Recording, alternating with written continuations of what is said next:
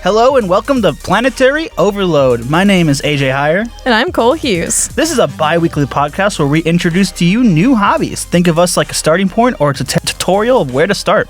Make sure to send us to your friends if you already take part in this hobby and want to share it. What are we doing today? We are doing trading card games. TCGs, as defined by Wikipedia, which is quoted by the book by Jane Frank, role-playing games and collectible card game artist, a biographer. Woo, this is a doozy of a name. A biographical dictionary, a collectible card game, CCG, also called a trading card game, TCG, which we will be referring to it as TCG for the rest of this show, is a strategy card game created in 1991 and consists of specifically designed sets of playing cards. These cards use proprietary artwork or images to embellish the card. CCGs may depict anything from fantasy or science fiction genres, horror themes, cartoons, or even sports. Game text is also on the card and is used to interact with the other cards in a strategic fashion. Games are commonly played between two players, though multiplayer formats are also common. Players may also use dice, counters, card sleeves, or playmats to complement their gameplay. CCGs can be played with or collected, and often both. Generally, a CCG is initially played using a starter deck. This deck may be modified by adding cards from a booster pack, which contain around 8 to 15 random cards. As a player obtains more cards, they may create new decks from scratch. When enough players have been established, tournaments are formed to compete for prizes. That is a doozy of a description. That is a large description. So, just to kind of digest that a bit, it is a strategy card game, not unlike your playing card games, where you collect different cards, though, that have different rules text on them. Right. And we'll kind of get into that a little bit now.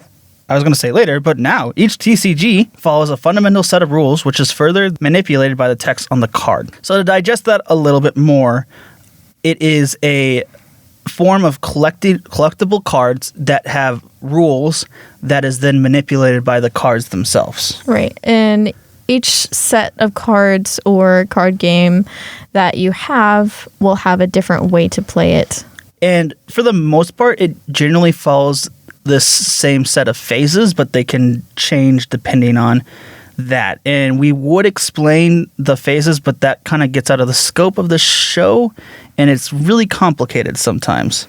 Right. TCGs tend to be one of the more complicated things out there, depending on the game. I mean, there are easier games, and there are harder games where, fun fact, Magic the Gathering, which is a TCG, is Turing complete. A Turing machine, which was back in the early 20th century, is a precursor to the computer. Mm-hmm.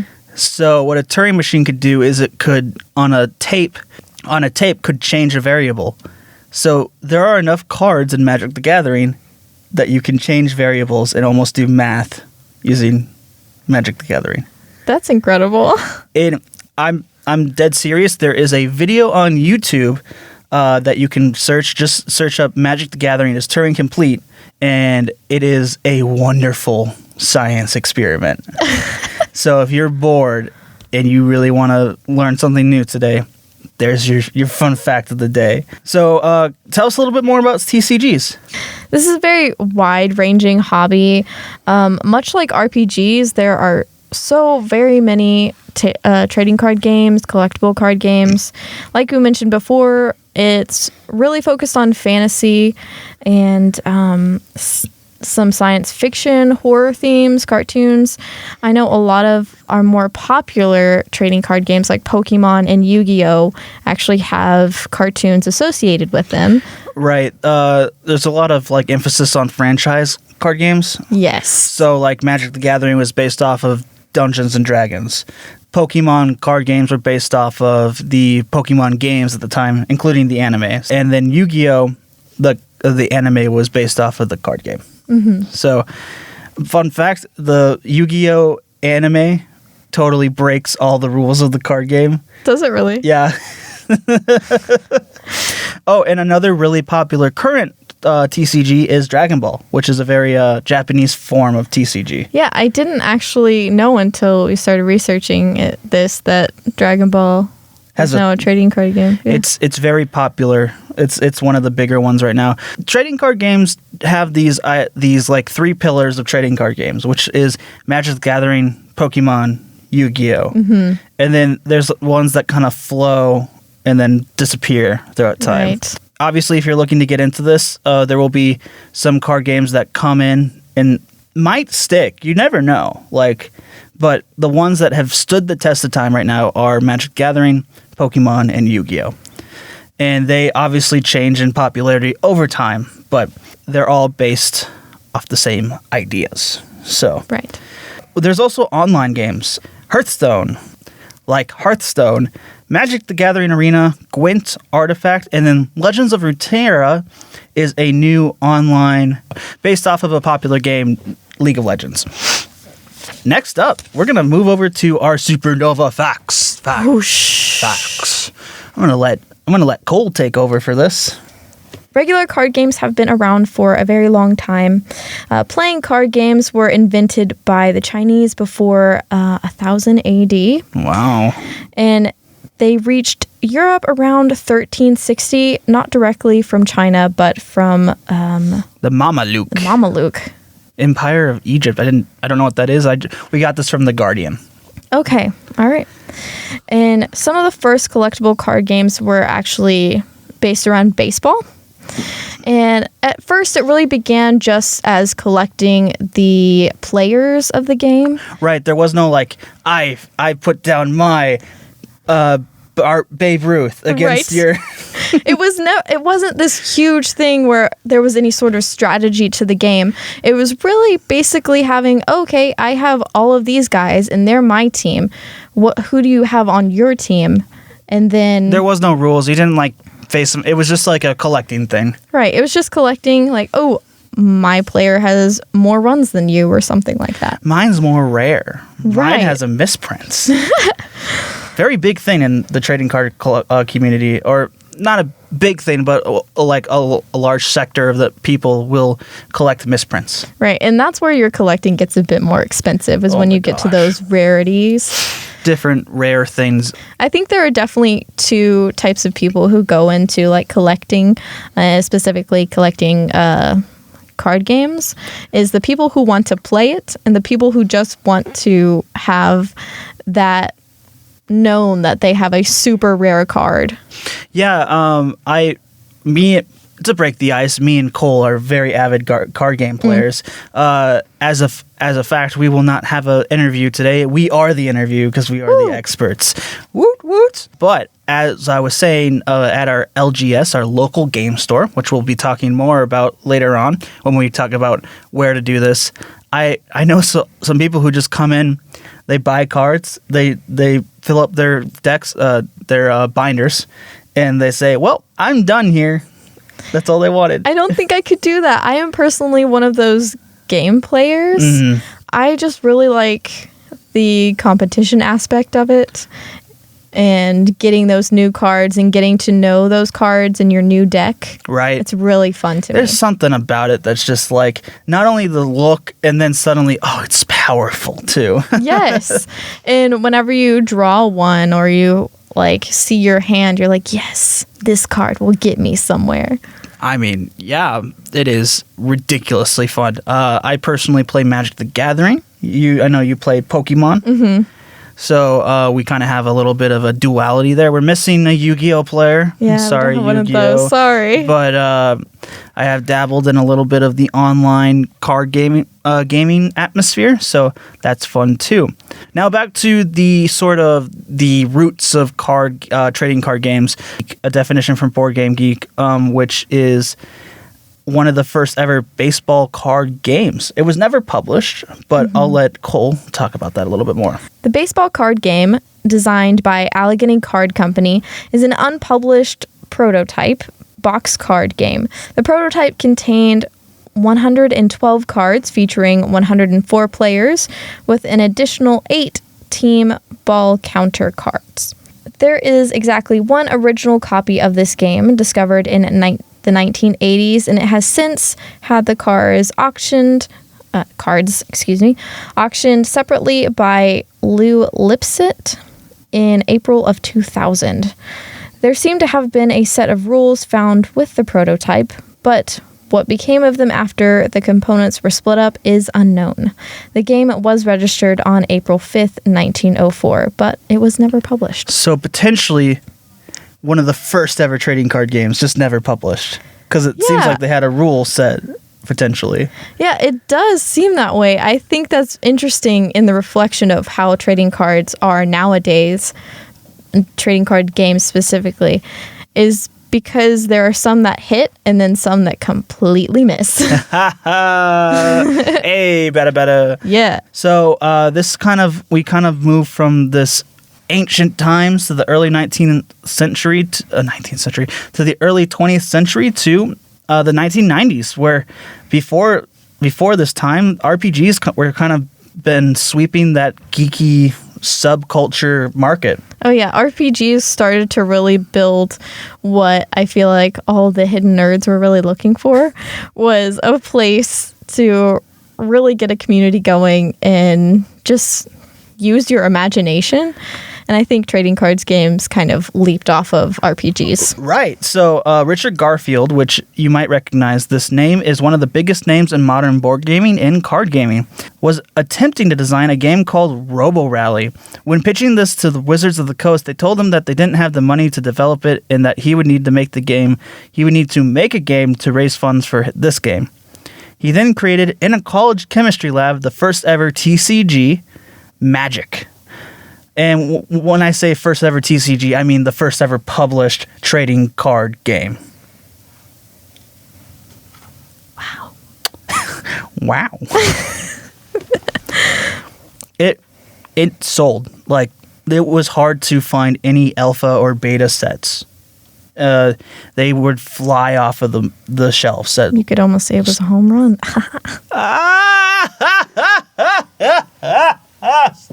Stop.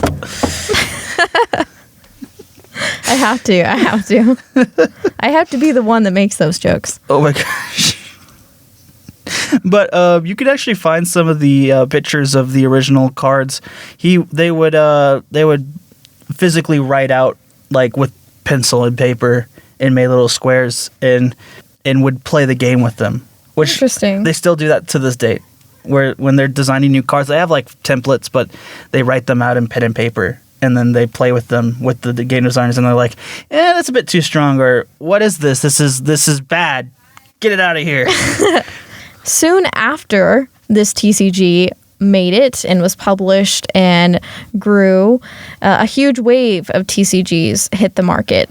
Most notably were games like Pokemon, Yu-Gi-Oh, and many other card games based off popular shows and franchises. And there were a lot of, like she just said, a lot of games that were published specifically right after, but a lot of them kind of hit and missed. Funny enough, Steve Jackson developed his Illuminati board game, one of our prior interview guests, into a Illuminati card game, which was kind of popular for a small amount of time. That seems like it would have been. Yeah. But again, like we said, there's really only those three pillars that have really stayed true to the TCG kind of realm. Mm-hmm, mm-hmm. It's really Pokemon, Magic, and Yu-Gi-Oh! And everything's for some reason. Everything's just a copy of Magic, to be honest. And then Magic's just a copy of baseball cards. And then baseball cards are just a copy of old Chinese playing card games. Right. It's just updated through the years. As time moved on, some have stood the test of time and some have fallen into obscurity, which a lot of them have. Let's be honest, a lot of them have. Mm-hmm. And today, we see a very, very large resurgence of popularity in TCGs. I think that probably has something to do with, again, going back to our RPG episode. Which, by the way, at this point, we should just say... As related to back to the RPG episode, we've had a lot of popular resurgence in television and streaming certain series. And I think that has really brought up the nerds in everyone, the curiosity and imagination.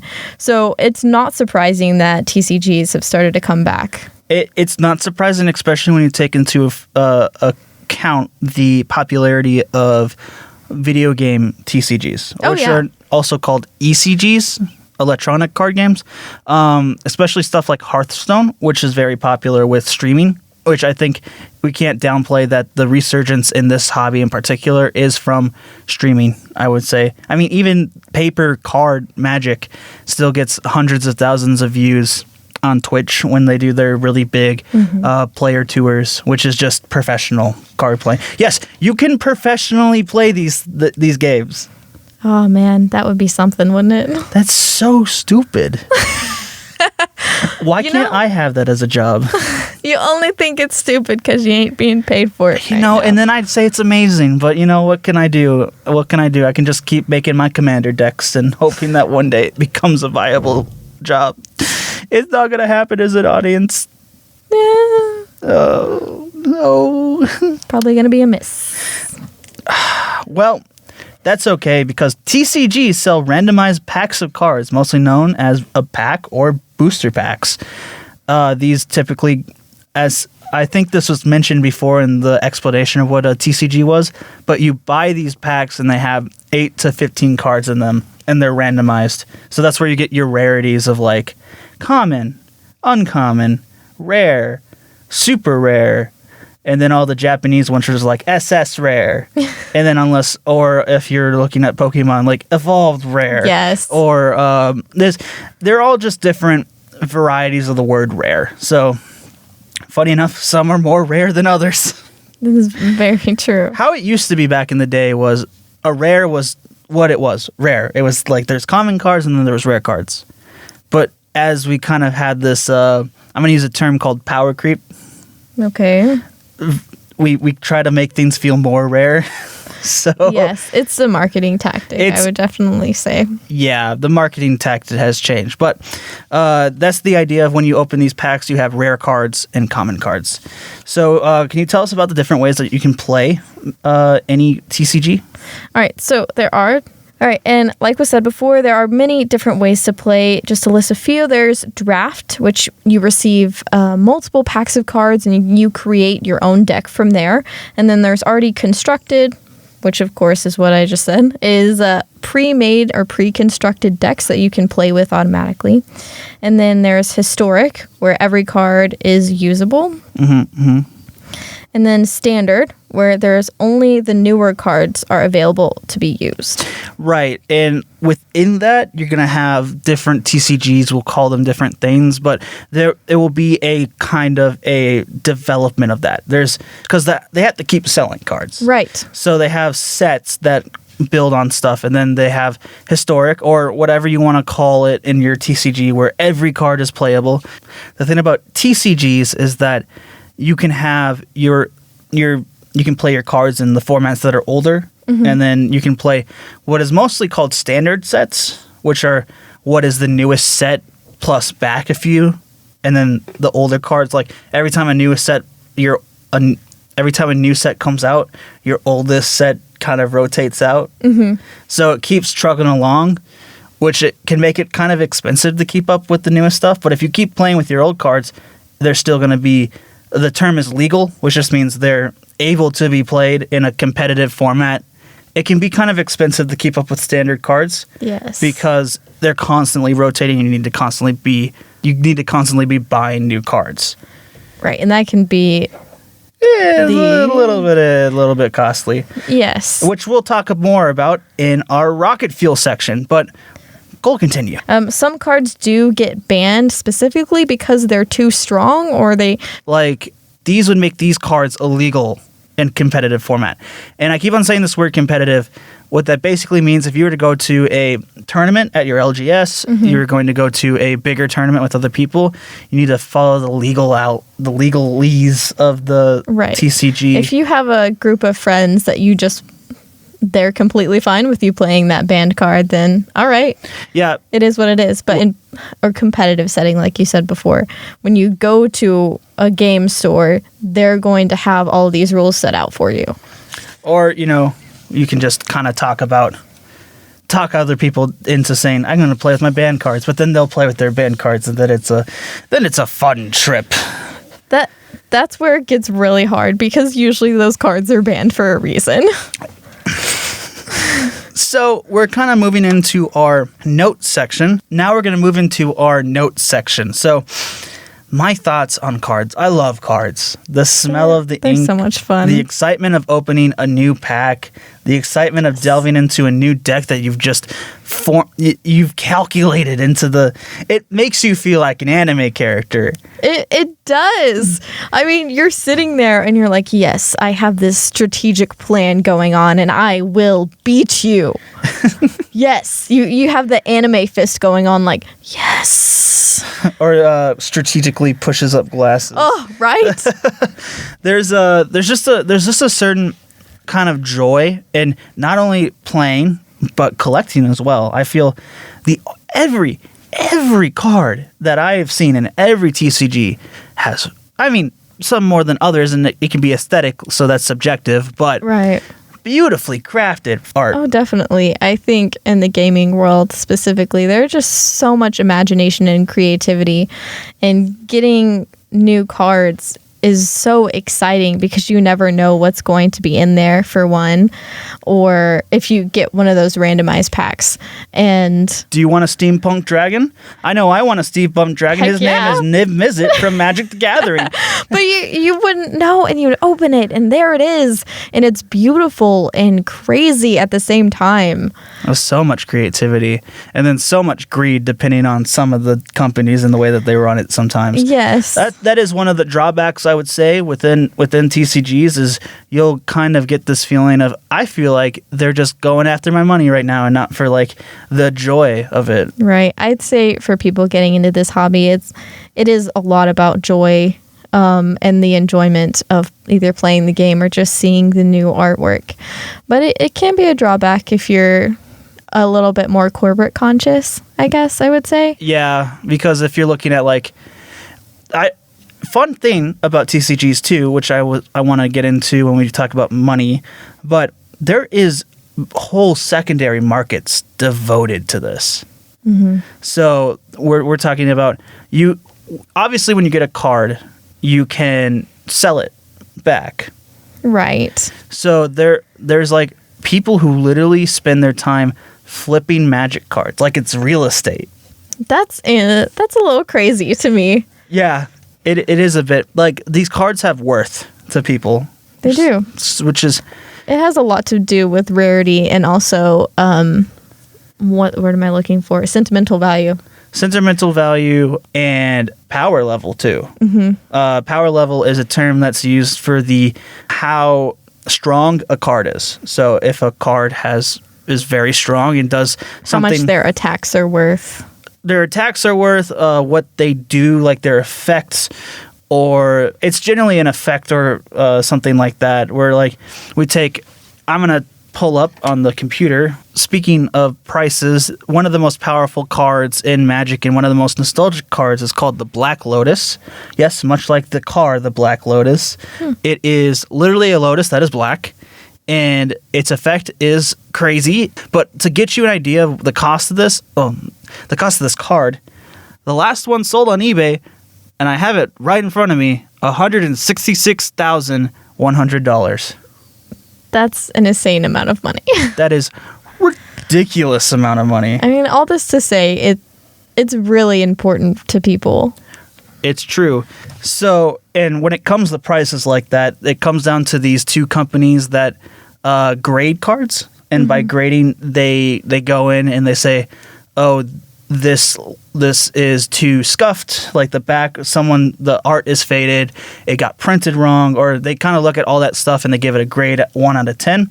And in the card grading world, this is the PSA and the BGS. And these, they grade cards like baseball cards, Magic cards. I believe there's another one for baseball cards, but I do not have that currently in my notes. Obviously the higher the grade, the more expensive. The more expensive it is. And specifically for some reason within the TCG world, it's the older cards that get graded, not the newer cards. I think it has, they haven't been around as long. I think it's the fact that printing is so good nowadays. Right. Well, back in the day, you could have like, oh, it's off-centered or like stuff like that. Specifically in like, Pokemon and Magic, because those were older not 90s card games. I was just going to say that I feel like this hobby can't be just a one-person hobby. No. I mean, yes, you can have that, just that binder full of, oh yes, I have all of these cards, which is great. You can definitely do that. But to not have someone to play with or to not have someone to show them to, it's not as fun. And we also have online ways of doing things. Computer games have really brought back these card games. Really, it's really due to these online card games that have brought back like Magic, Pokemon, Yu-Gi-Oh! People back to say, I want to play these old card games that I used to play as a kid. Because now they see, oh, I can do this at work on my phone if I'm playing Hearthstone, or I can go on my laptop and play some Magic Arena or stuff like that. And then you think about it, it's like, I could get these physically. Right. That's so cool. Or you play Pokemon and then you're like, wait, this was a card game? Wow. Yeah, I'm a jam. throwing out that shade. Jam. But I would agree to an extent with that you could there are some aspects which people do all the time for collecting purposes, the financial purposes, art, stuff like that.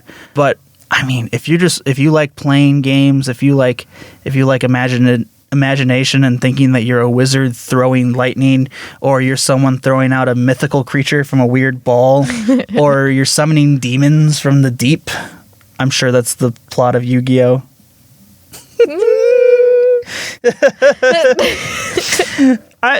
It's not, but just that creativity, it helps to have other people. That community aspect is so awesome about this hobby. And then we can move straight into where you find these card games. Amazon. I was gonna go to local game stores because you mentioned community, but Amazon. I've been paid Walmart. $15 to say Amazon. No, he hasn't been paid. Actually, this is not sponsored. We're not sponsored, but Amazon, call me. Oh my god. Yeah, so local game stores, you can always find some really great games there. RPGs, like we mentioned in a previous podcast. Which you should go download. Definitely do that. It's fun. But they will also let you know what the most current TCGs are and the ones that already have games going on. You can join in, or they'll have tournaments for you. Those are really fun. Or the ones where the company completely messed up and now they're dying because they overprinted or XYZ. Right. This is where you get your information from the card veterans. Right. And like I mentioned before, there are competitions that a lot of times local game stores will host, but then there are festivals, and of course there are board game conventions, which of course with the word game in it, you'll probably find trading card games or video games or anything you can possibly imagine regarding games. Board game conventions can be a little bit more specific, but when you get into the idea of game conventions, it's literally hundreds of thousands of nerds coming together. Everything is on the table.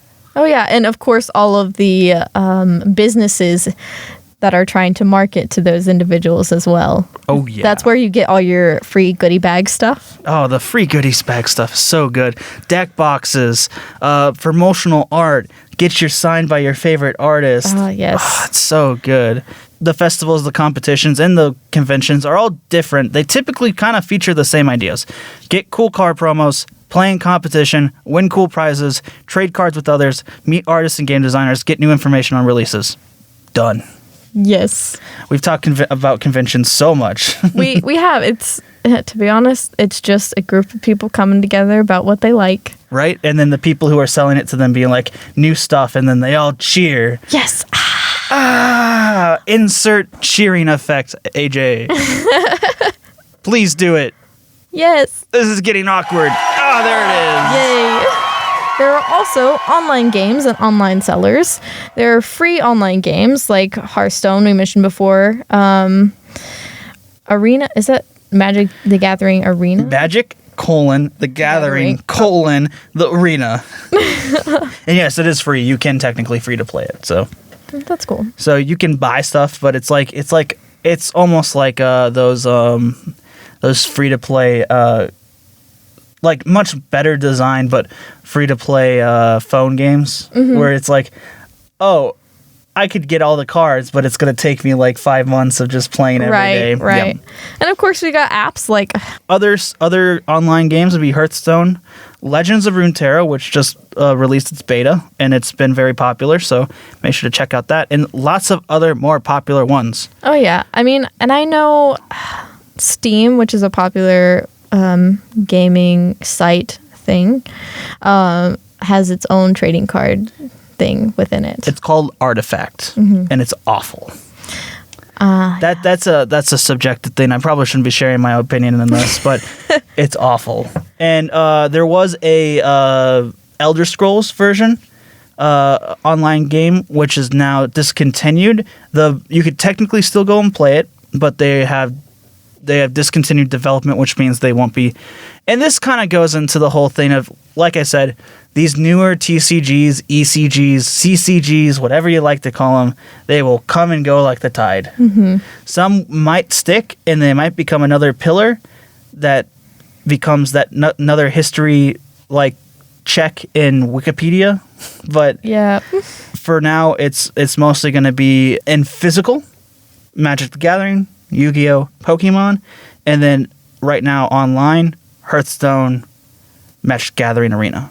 Another online thing that I wanted to mention was, of those three, I know two of them, Yu-Gi-Oh! And Pokemon have online card databases. So if you're curious, like cards you have and how they interact with others, or if you're looking for newer cards, you can go in there and search specific energies and that sort of thing, with Pokemon specifically. But right, and I actually played the Yu-Gi-Oh! One, so where I learned to play Yu-Gi-Oh! Actually, but they act more like programs than games. Like they act like, oh, this is what this interaction does, and it's interesting. If it's a good, like, informative type thing. Yes, and I will go into specifically those ones when I get into budgeting. But next up, we're going to be talking about online sellers.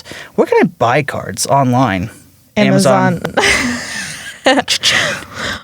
You can also get them at Walmart. I mean, most retailers will have them. CVS, Walgreens. But most of the time, it's only going to be your bigger, most recognizable ones. It's not going to be those small ones. But if you're looking for a place online to get those smaller ones, there are plenty. But the biggest one you're going to find is TCG Player, which literally has TCG in the name. So Google it. Miniature Market is also a pretty big online market. And eBay. Actually, surprisingly, eBay is going to be huge. But that's when we get into that secondary market. A great way to receive specific cards that your store don't have. So when I'm talking about this is where the secondary market comes into play. There are cards that you cannot buy anymore. Or if you want to buy a pack, it would be obscenely expensive to get that pack. But I want one card. I'm not going to buy a pack for that card. So there is a market called the secondary market, which just means secondary as in not sold by the company that originally made it. They're sold by people who have the cards and now reselling them online. You can buy it from those resellers. This is a gray legal area that is turned into $1 million thing. There are people who are making millions off that. Like I said, that Black Lotus that sold for $100,000, $166,000. That was sold on the secondary market. Like, it's technically Wizards of the Coast that owns that, but it's a reseller, basically. So it's really normal to buy from other players, to trade from other players. Let's move into our rocket fuel. How much does it take to take a part of this? And not as expensive as cards, but in a less practical way. Yeah. A little bit expensive depending on how you want to do this. Yeah, we wrote something down here. We would say an easier starter pack would range anywhere from $10 to, if you want to get a larger pack, to around $40 is what I've seen. Yeah, so these are like deck building kits. They give you a bunch of cards to choose from, and a lot of the times they can be sometimes less expensive, sometimes more expensive. MTG, which is also known as Magic the Gathering, most popular format, Commander, which is just a different way to play. When we talk about formats, we talked earlier, it's just a different way to play. They have decks for sale for that format for $40, and you're like, wait, that's ridiculous. But you also have to realize that those decks are obscenely large. We're talking like 100 cards. Right. Which, if you put sleeves on all of those, is like this big. So big. Which I can't really show you, but imagine the size of 100 cards stacked on a side of each other. Yeah, I mean, if you just want to buy randomized packs like we were talking about before, it can range from $5 to $10. But if you're really getting started, I would definitely recommend getting the higher buy-in at first, because you're going to get more for your money that way. Yeah, and not only that, you can start playing. Right. So we'll talk about our final thought, which is, as always, our final buy-in, what it costs to get into this hobby at the bare minimum. We'll move on to cards can cost pennies to hundreds of dollars. Yeah, they can be really expensive. I know we mentioned before, like, that Black Lotus card was ridiculous. But ridiculous. Imagine a Gen 1 Charizard. Just her face right now. And I'm sure original Blue Eyes White Dragon and Yu-Gi-Oh! They obviously these are like the creme de la creme for cards. They're the most expensive rare cards, and that's why they cost so much. Right. But when we get down to it, you can buy like very viable cards for like $1. And then you can build up a deck for like under $40. Drafts. So drafting is a specific version of playing. We explained what it was earlier. So, but these can cost around $15. And the reason being is that you're buying the packs that you're playing with, because you get to keep those cards that you choose. Right. And then if you win the draft, because it's a competition, you're drafting with other people to build decks to play against other people. You can get more booster packs, which can sometimes you can make your money back within that. Budgeting options. Right. Just like with anything, there's ways to cheese the system. Cheese. Specifically, like always, just use a friend's. Oh, yeah. No, I definitely, when I first got started, it was from a friend. My friend had a deck that she no longer wanted and just gave it to me. It was pretty bomb. And some games even provide free starter decks. Like, they are bare minimum, like just enough cards to get you started. But you won't win. It just won't happen. But it can give you, if you do like a starter, I've seen people do starter deck versus starter deck, especially in Magic. And that can be fun, because it's like my terrible deck versus your terrible deck. Which one wins? But you can also create budget decks at around $40. And I was looking at different TCGs, and they generally, the bottom like can be anywhere from $20 to $40 to $80. Which, by the way, keep in mind, for competitive decks, which means decks that would be viable at a competition, as in you could potentially win. Right. This is cheap, because I've seen decks in many different card games that have costed upwards of $500 to $1,000. Ridiculous. And they don't win. Oh, gosh. I've seen a deck that costs $600 get beat by a deck that costs $40. It's just... It doesn't matter. The price isn't what matters. It's like who is better at the game. And the strategy behind the game with the cards you've built. Which is, I think, what kind of deviates this from the RPGs. Because we've been kind of talking about RPG a lot in this, because it has that same creativity. But here's what it deviates.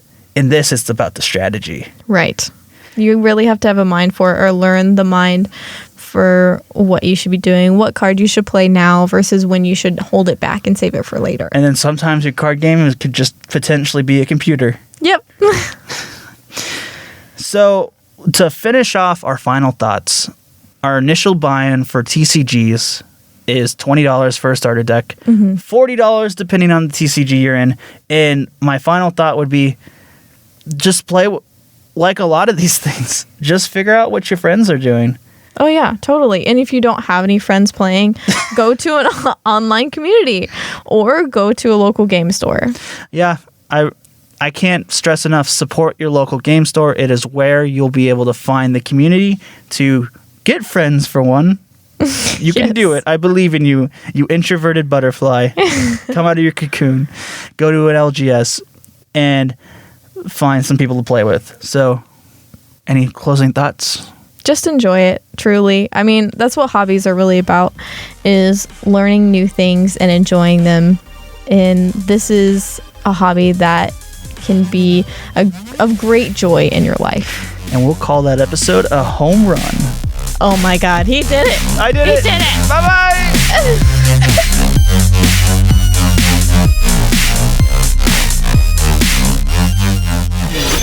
This has been a Tarleton Radio Network podcast with production from AJ Heyer and Taylor Welch. Find more great shows by searching Tarleton Radio Network wherever you get your podcasts.